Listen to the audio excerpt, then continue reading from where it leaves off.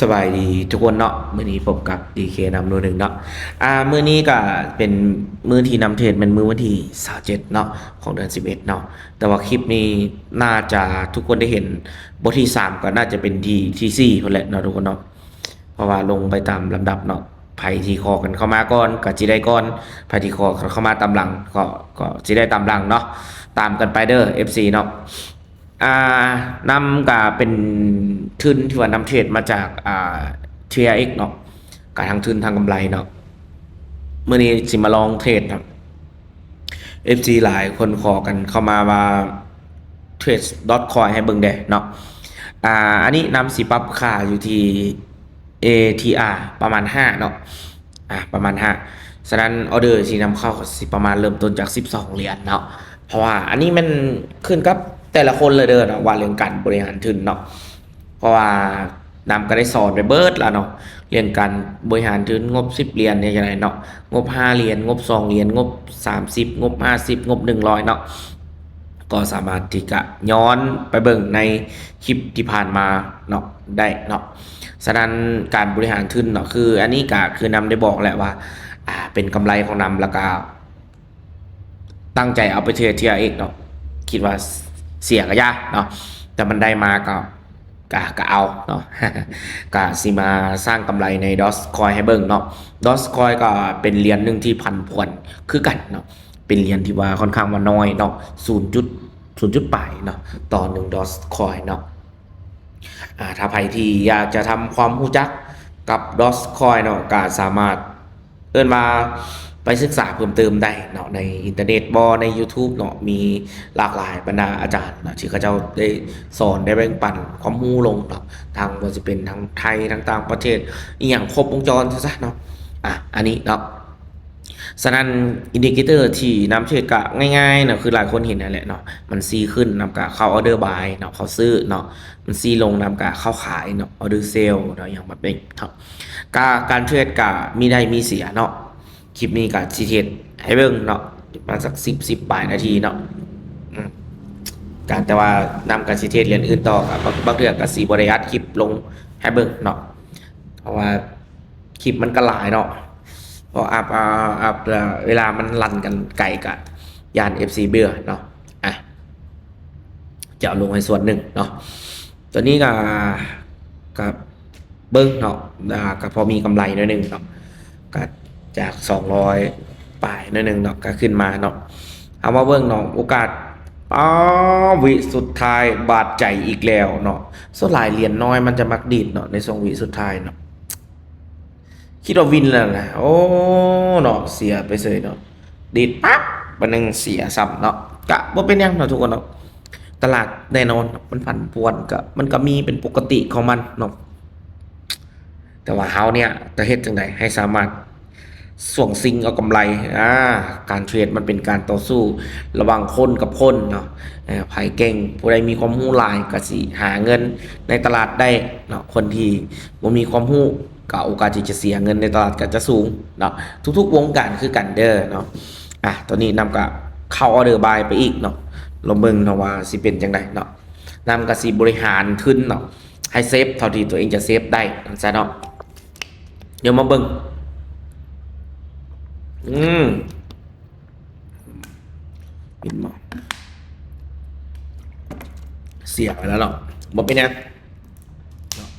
มันพันส่งพวกมันพันพวนอินดิเคเตอร์เขาก็สีจับบ่ได้นะแต่ลองเบิ่งนะถ้าอีกออเดอร์นี้คันโบวินเนาะคันโบวินนำสิปรับค่ามันลงเนาะจาก ATR 5เป็น3เนาะเดี๋ยวลองเบิ่งนะบอกไปหลายเนาะเพราะว่าอ่ายังไงกับเราก็มีกำไรอยู่เนาะ โอเคขายอีก1 หอบเนาะคันเอาเดินในโบวินก็เราเวิร์กเนาะเอาสิปรับเนาะคันเอาเดินในโบวินนำสิปรับค่ามันลงเนาะจาก5เป็น3เนาะเดี๋ยวมาเบิ่งเนาะเพราะว่ากำไรนี่ก็เป็นเงินกำไรอะไรเนาะถ้าได้กำไรก็แฮงดีเนาะบริหารเนาะแต่ว่าการบริหารทุนแบบนี้ค่อนข้างความเสี่ยงสูงเนาะถ้าเขาบ่ได้ผ่านการฝึกบ่มีประสบการณ์ก็แนะนำว่าบ่ให้ควรเฮ็ดตาม หรือว่าบุคคลจะเห็นแบบนี้เนาะโอเคสวยก็ยังกลับมาเนาะอ่า นั่งเทรดบางโดนได้เนาะทางนั่งฝึกมื้อนี้ก็นั่ง2-3ชั่วโมง2ชั่วโมงอะเนาะไปต่อสลายดอทคอยนำกับบริษัทโดนแล้วแหละเนาะคือสังเกตเห็นสเตทเมนต์กะ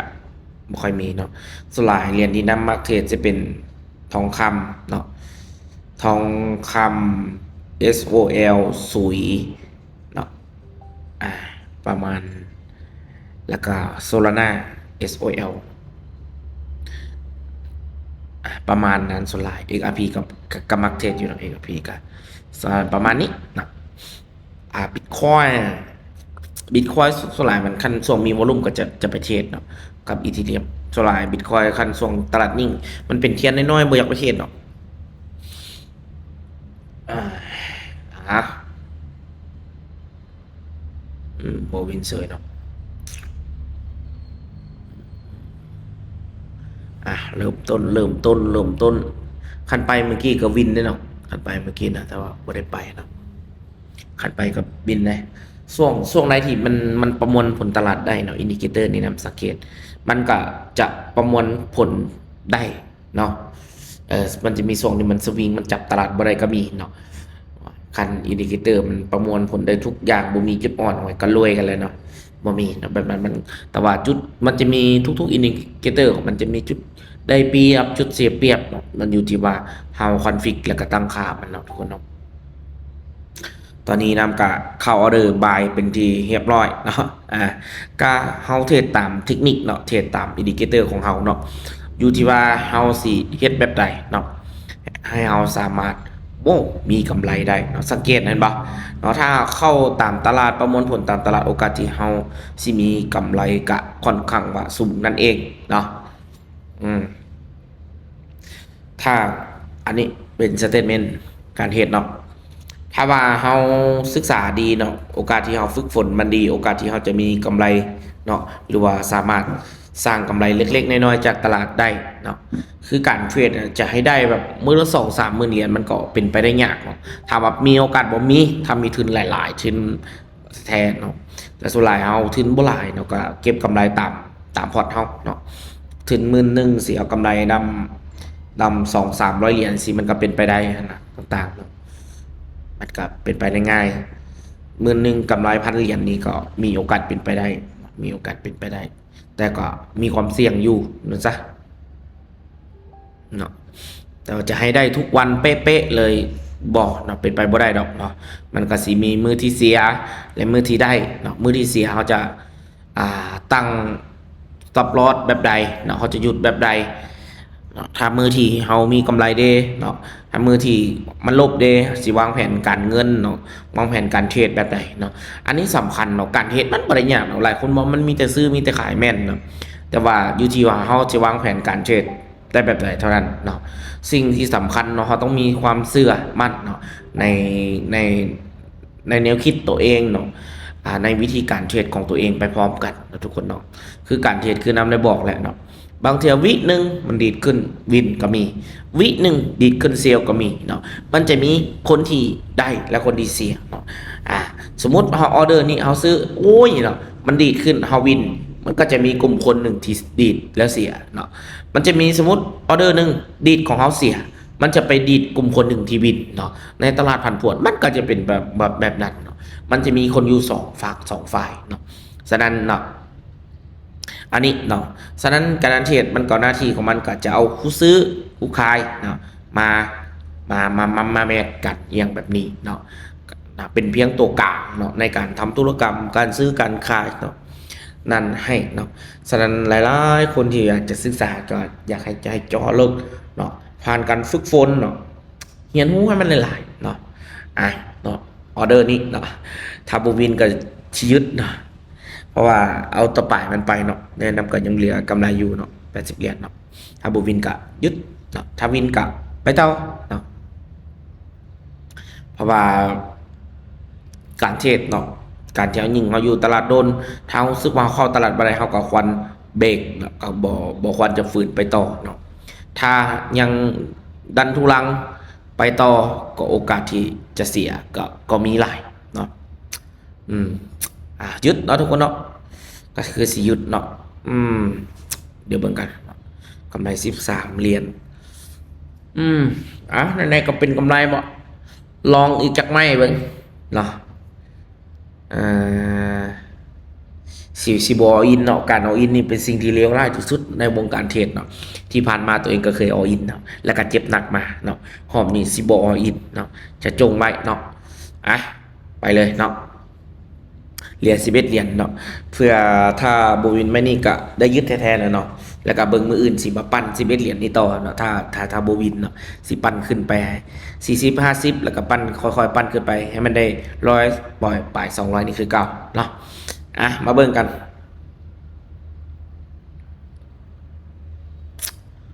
อืม